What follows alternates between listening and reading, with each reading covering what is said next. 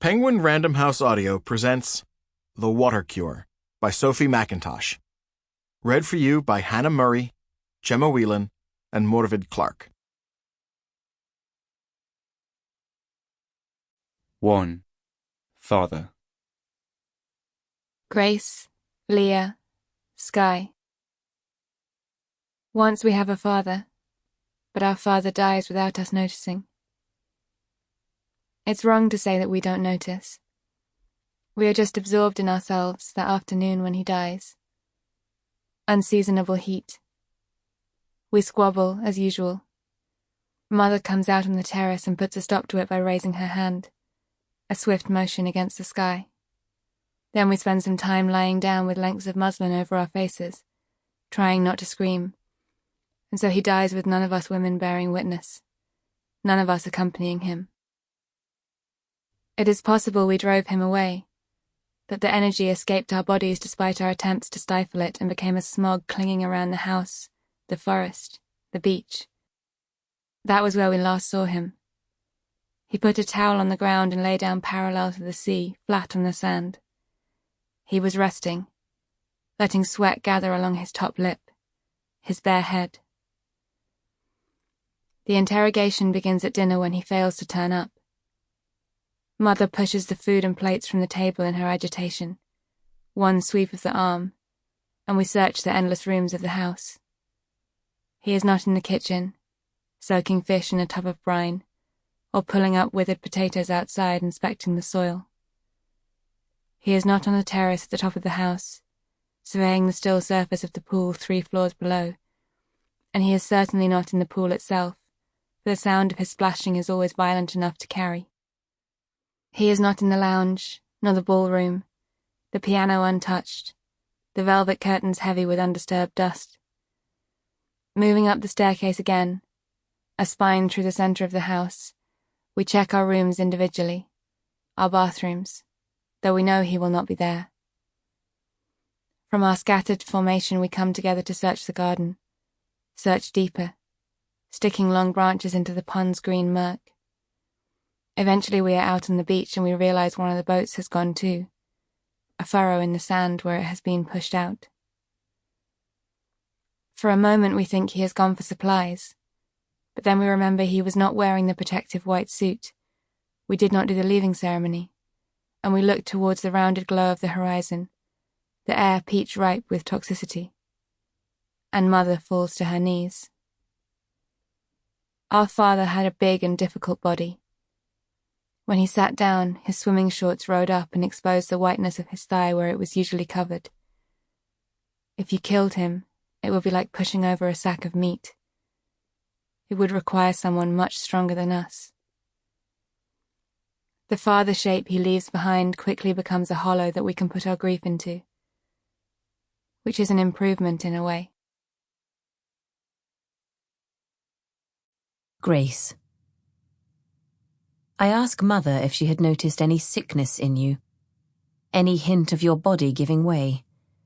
She says, no, your father was in fine fettle. Dark turn, as you well fucking know. Your body was not completely all right. Of course, I would see that where she would not. I noticed a slight cough, mixed up a honey tincture for you the day before you died, boiled nettles from the end of the garden, where we dump our rubbish and leave things to rot, my hands blistering as I pulled them from the earth in flat afternoon heat. You drank it straight from the saucepan, sunburnt throat moving under the metal. We were sitting in the kitchen together, 2 stools pushed close. Your eyes were watery. You did not touch me. On the counter, 3 sardines spilled their guts. Are you dying? I asked you. No, you said. In many ways, I have never been better. Leah. Confirmation comes in the shape of his blood-stained shoe washed up high on the shore. Mother finds it, but we don't salt it or burn it the way we would other dangerous waste. "This is your father!" she screams at me when I suggest it. So instead, We pull on latex gloves, and we all touch the blood patch on the shoe. Then we bury it in the forest. We fling the gloves into the shoe's open grave, and Mother fills it with a shovel. I cry onto Grace's shoulder until the flesh of it shows through the material of her dress, but she only stares into the canopy above us with dry eyes. "Can you feel something for once?" I whisper to her later in the dark, sharing her bed without asking permission. "I hope you die in the night," she whispers back.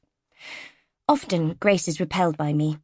I don't have the luxury of being repelled by her, even when her breath is sour and a gentle scum of dirt clings to her ankles. I take whatever contact I can get. Sometimes, I harvest the hair from her brush and hide it under my pillow when things get very bad. Grace has a deep fascination with a pair of black patent sandals that one woman left behind years ago. She straps them on from time to time, even though the soles flap loose, the leather scales and flakes.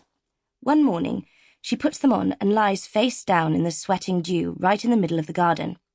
When Skye and I find her, roll her over with our hands, she is motionless for 30 seconds or more. Her eyes are fixed. Her first movement is to rend at her hair, and we join in like it's a game, but it turns out it's a cue that I didn't even know I was waiting for. Then we are all just useless there on the lawn, already painfully overgrown, waiting for Mother to find us. Because we are new to mourning, Mother is panicked. There are no therapies for this unknown crisis, but she is a resourceful woman ardently repairing the broken her entire life. More than that, she was a woman at Father's side, absorbing and refining his theories. Her hands are bloodless when she lays them upon us. Soon, a solution is found. For 1 week, Skye and I share Grace's bed. For 1 week, Mother puts the small blue insomnia tablets on our tongues 3 to 4 times a day. Short and foggy breaks in the sleep to be slapped awake, to drink from the glasses of water that crowd the bedside table, and to eat crackers Mother spreads with peanut butter, to crawl to the bathroom, because by the 3rd day, our legs can no longer be relied upon to hold us. The heavy curtains stay closed to keep the light out, to keep the temperature down. "What are you feeling?" Mother asks us during those swims up to consciousness. "Good? Bad?" "Oh, I know that I wish I could sleep through all of this. You are the lucky ones." She monitors our breathing, our pulses. Skye throws up, and Mother is there immediately to tenderly scoop the vomit from her mouth with her forefinger and thumb. When she puts her into the bathtub to clean her up, we are dimly aware of the shower running, like a distant storm. All through the long sleep, my dreams are boxes filled with small trapdoors. I keep thinking I am awake, and then my arms fall off or the sky pulses livid green, and I am outside with my fingers in the sand and the sea is vertical, spilling its seams. After, it takes a few days for my body to feel normal again. My knees still crumple when I stand. I have bitten my tongue, and it swells and moves in my mouth like a grub against dry earth. Grace, Leah, Skye. When we emerge from the lost week, we are surrounded by pieces of paper with Mother's writing on like reminders. They are pinned to the walls, slipped into drawers, folded into our clothes. The pieces of paper say no more love. Her pain gives her the gravity of an oracle. We are very troubled by them. We ask her about them, and she tells us a revised version. Love only your sisters. All right, we decide. That is easy enough for us to do. And your mother, she adds. You have to love me too. It's my right. Okay, we tell her. It is no problem. Grace. Sometimes we pray in the ballroom. Sometimes in Mother's bedroom. It depends on whether we need bombast. Mother on the stage with her arms raised towards the ceiling, sound bouncing from the parquet.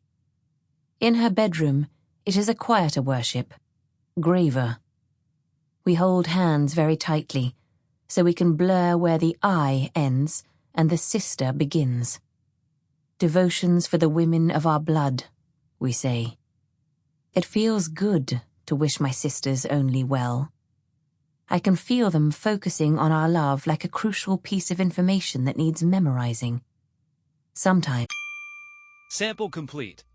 Ready to continue?